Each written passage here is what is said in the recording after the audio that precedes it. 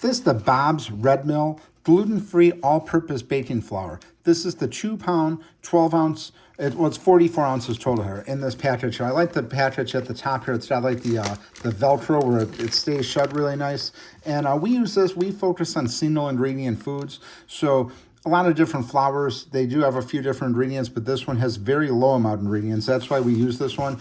You can see the ingredient list here. Garbanzo bean flour, potato starch, tapioca flour, whole grain, sorghum flour, and fava bean flour. So if you compare this to a lot of the other flours out there, this one has a lot less ingredients in it. So we don't use flour too often, but when we do this as our go-to, if we're making some dessert or something like that, we want to keep the ingredients very low. We absolutely go with this one.